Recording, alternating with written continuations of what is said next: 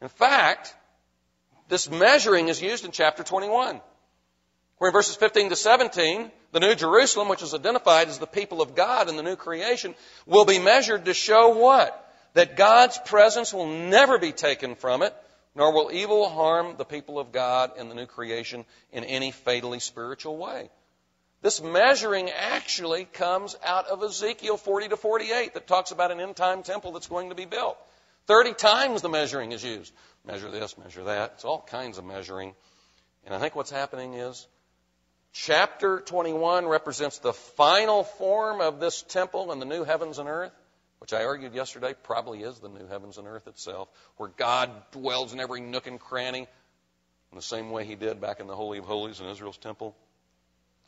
But chapter 11 shows it begins. This end-time temple begins with God's people, and it's consummated in chapter 21. So the measuring then in this verse secures the salvation of us as true believers during the church age. But verse 2 says part of the temple is not measured. What in the world does that mean? Look at verse 2. And leave out the court which is outside the temple, and do not measure it, for it has been given to the nations, and they will tread underfoot the holy city for 42 months. The outside court of the temple, again, I don't think this is a physical temple that's going to be built in Jerusalem. In fact, let me repeat one thing I said yesterday. I forgot to say this in the earlier service. If Jesus has begun to be the temple, and Hebrews says the temple was a shadow fulfilled by the substance of Jesus, then to have another physical temple is a retrograde movement in a redemptive historical way. You're going back to the shadows. Why would we go back to the shadows? Now, a temple may be built in Jerusalem, but I don't think it'll be in fulfillment of biblical prophecy, because it was a shadow of Christ. I can't go further because of time. The outside court of the temple could symbolize the false church as distinguished from the true church, so that the false church is being excluded from God's saving presence, and it will suffer fatal spiritual harm. Those who confess to be believers, but they're really not.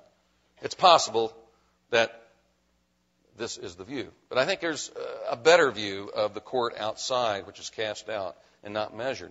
I think it symbolizes the true church during the church age, just as the reference to temple in verse 1 represents the church during the church age. But what's not measured of us as God's people is the physical side of us, the physical side, if you will, of us being the temple of God. We can be harmed physically. Whereas our inner spiritual existence, our salvation, according to verse 1, cannot be harmed, God's saving presence with us, that is, will never be withdrawn. Out in the outer courtyard, we can be harmed. What's the outer courtyard? Well, again, yesterday, and I'll just summarize this for those who weren't here, we saw that the Holy of Holies of the temple represented the invisible dimension of heaven, because God's seat from his heavenly throne God's feet extended down to the Ark of the Covenant that was considered the ottoman. The holy place, the second section, represented the heavens that one could see. And the outer courtyard represented the place where humans in their physical bodies dwelt, because all of Israel could come into the courtyard, but not all could go into the holy place. And so, that the outer court is not measured, what it means is that the physical side of the church, being the temple, living as it does in the world, is not protected from the kind of harm the world can bring to it. And we are to be priests in the holy place, lampstands, but we also, as the priests did, they would go into the courtyard, and we're in the courtyard of the world. And we no longer offer sacrifices in the courtyard or even in the holy place of animals, but ourselves. Suffering is described further in the last part of verse 2, where it says our suffering will last for 3.5 years. Notice that they will tread underfoot, the end of verse 2, the holy city, for 42 months, 3.5 years. What's this refer to? Is it half of a literal 7-year tribulation in the future? It's possible. Many hold to that. But we need to let Revelation interpret itself. How does Revelation refer to this 3.5 years? Chapter 12, I think, gives us some help. In chapter 12 and verses 1 to 6, I think we get some help on what this time period is. And I think it's figurative for the church age.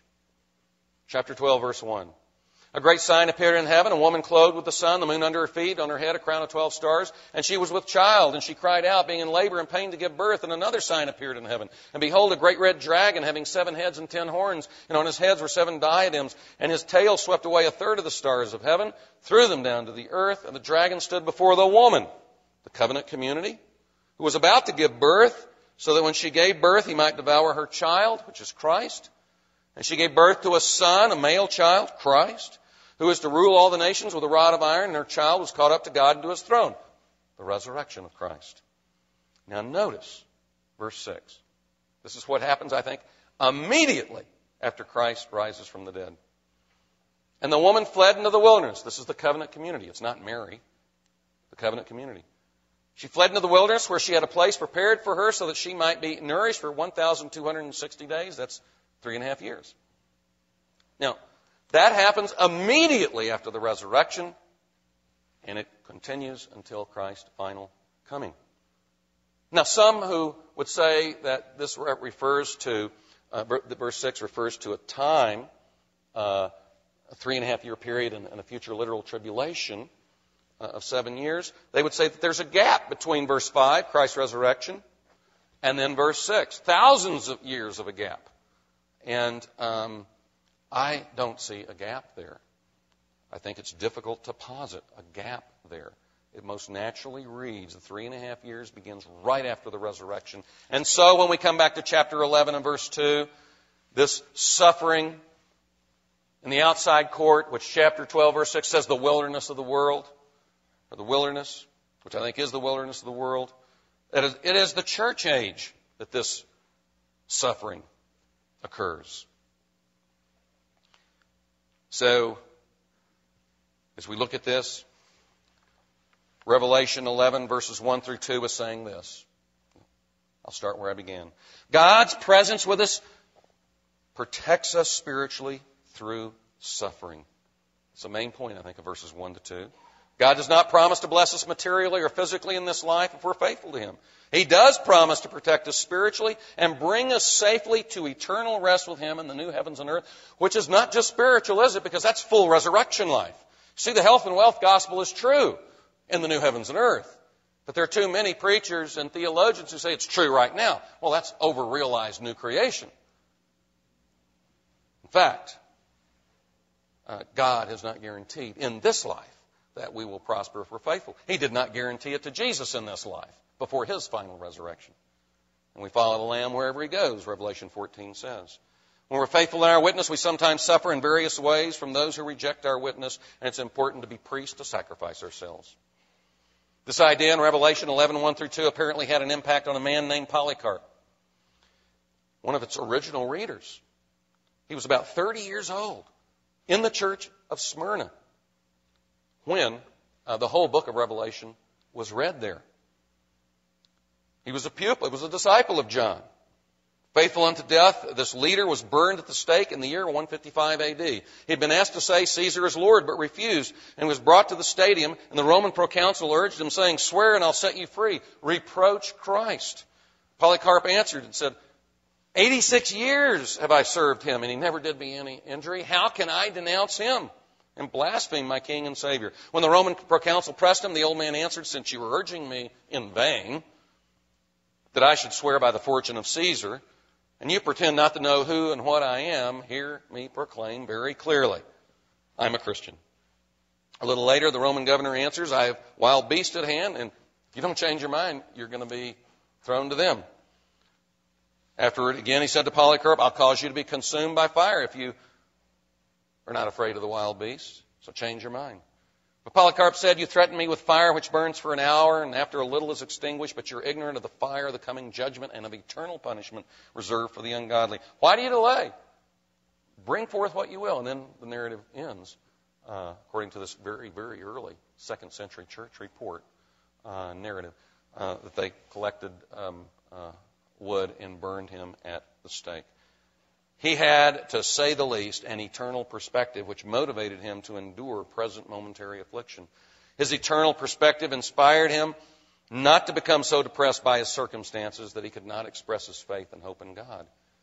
Certainly not wrong to be sad about death because it's separation from loved ones, but to lose hope because of the prospect of death, or the death of others, is an unbelieving response. Polycarp apparently had a concept that he was a priest willing to sacrifice himself on the altar in the temple of God that he had begun to be a part of. In contrast to Polycarp, many of us have a hard time witnessing in situations where far less persecution appears to be imminent. We're afraid perhaps of rejection by a peer group, friends, people in business, whoever. But being faithful through suffering in our witness is more than being willing to suffer from people who reject our testimony. The invisible powers of darkness can bring suffering our way to discourage us from desiring to be faithful to God.